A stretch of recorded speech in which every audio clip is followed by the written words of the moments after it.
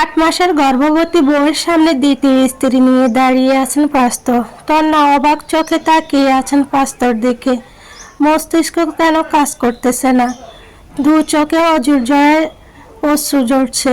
তন্নার কান্নাকাটি দেখে পাস্ত বিরক্ত হয়ে বলে ওঠে, উফ, শেষ হয়েছে তোমার নাটক।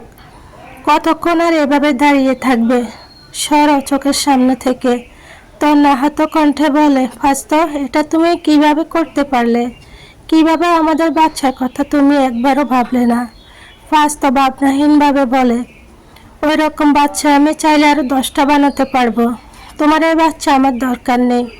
কথাগুলো বলেই পাস্ত তার নতুন বউয়ের মালিয়াকে নিয়ে ঘরের উদ্দেশ্যে হাঁটা দিতেই তন্না পাস্তের পা জড়িয়ে ধরে বলে থাকে, প্লিজ পাস্ত, তুমি এটা করো না।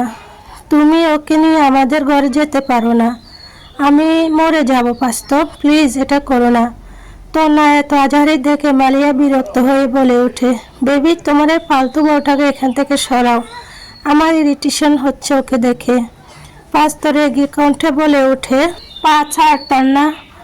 তন্না অনিয়ন করে বলতে থাকেন, না পাস্ত, আমি কখনো তোমাকে এই মেয়ের সাথে যেতে দেব না। পা ছাড় বলছি না, পা ছাড়। প্রাপ্ত চিৎকার করে লাথি মেরে তন্নাকে সরিয়ে মাহিয়াকে নিয়ে দরজা বন্ধ করে দেয়। তন্না 8 মাসের পেট নিয়ে উপুর হয়ে মেঝেতে পড়ে ব্যথায় চোখ মুখ উল্টে ফেলে। পাস্তের মা রহিমা বেগম কক্ষ থেকে বের হয়ে বলে, ভালো হয়েছে। কতবার বলছি বাপের বাড়ি থেকে কিছু টাকা আনতে, এখন সতীনের ঘর কর। কথাগুলো বলে রহিমা বেগম ঘরে চলে যায়।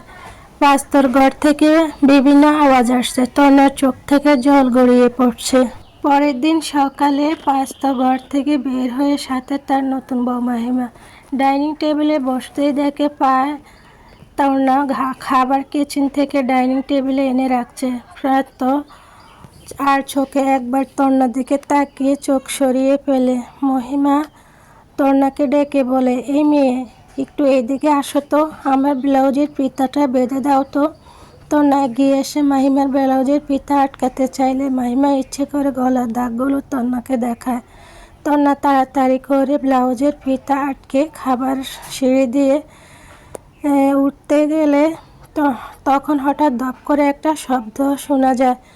পাস্ত আর মাহিমা একসাথে পিছনে ফিরে দেখে তন্নার মেঝেতে নিথর হয়ে পড়ে আছে, রক্ত রঞ্জিত হচ্ছে তার দেহ। হঠাৎ প্রান্তের বুকটা ধক করে ওঠে। সে সিঁড়ি দিয়ে বেয়ে যাচ্ছে, পা দিয়ে রক্তে দায়ের পায়জামা ভিজে যাচ্ছে। প্রান্তের কি খারাপ লাগলো, কোথাও একটু কি জানি।